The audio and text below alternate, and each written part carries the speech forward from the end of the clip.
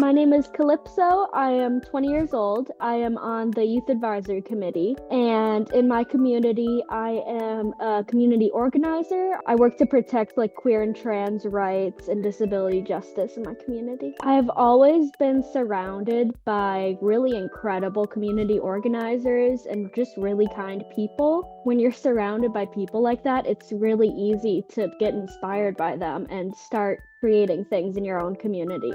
When you look at the news and there's all of these stories of hardship, it's also really important to look at the stories of kindness and people being hopeful. And that hope is really what inspires me ultimately, I would say. The first project that I fully planned was my freshman year of college. I hosted an event on my campus that brought in elected officials and specifically I'm in Minnesota, so it was local Twin Cities city council members. And they talked about what was important to them, what their role was, and then also the role of college students in making sure their demands and their needs are heard. And we did a really cool project where we got out into breakout groups and we had everybody meet with their representative for their ward in the city and talk about the issues that mattered to them and make sure that their voices were heard. I was hopeful that it would give people more of a connection to their representatives. I think that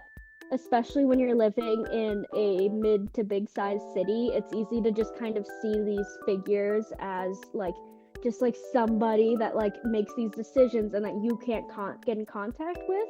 But specifically your local city council is here for you.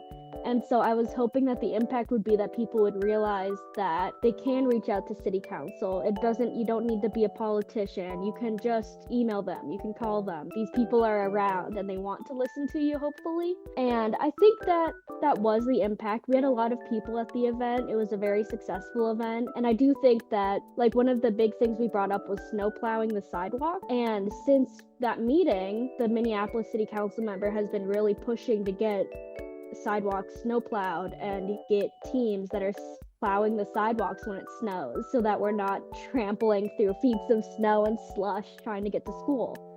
So I think it was a very successful event and it did have a big impact. With a couple of really awesome other community organizers last year, we hosted this gender inclusive clothing drive. So we got a bunch of donations and we also raised money, and we were able to host this really, really cool event where people could come and get clothing that felt right to them, and it was all free. And then we also, with the money and the donations that we made, we were able to make an order for them. So for more individual items like binders and undergarments and things, we were able to order them brand new for people in the right size and the right style. We raised quite a bit of money, and the money that was left over we were able to donate to a local Minnesota transgender rights and transgender activism nonprofit, which was very, very cool. And that nonprofit is Tigers. One of the really cool things is that after we started with the gender affirming clothing drive, we were actually able to use the leftover clothes that people didn't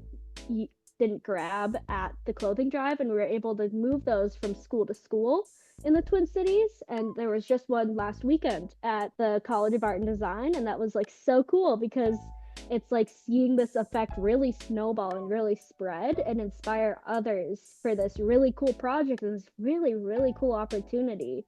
And I think a lot of my difficulties have just been getting started.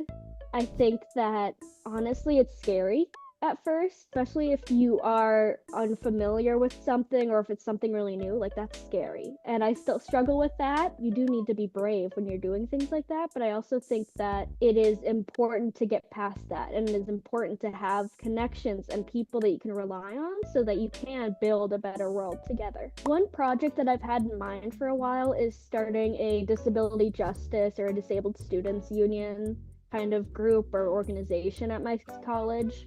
I never really started it because I didn't know where to start. You need to have resources and places to meet and people who want to get involved. And so I think one of the really cool thing about Potato Seeds is that it opens you up to this mentorship and these opportunities to connect with leaders and community organizers and really, really awesome people who can help you get these ideas started, because it is so daunting. I'm looking forward to just seeing the energy that builds and the momentum that we can kind of get started. I'm really excited. I think that it is so cool that we have all of these connections to our community, and I think it's so cool that we're able to host an event where we can really like not only honor Techno's memory, but we can also really just meet each other and draw these connections and just feel hopeful, like our foundation values. I think it has to be the potato war scene where he figures out that he met the quota for winning, and there's just like so much joy, and it's like there's this idea of it being like this wild journey, and then you're finally reaching the end and you know you've won. So I love the way that Techno enjoys his victory and also is like, wow, we did that.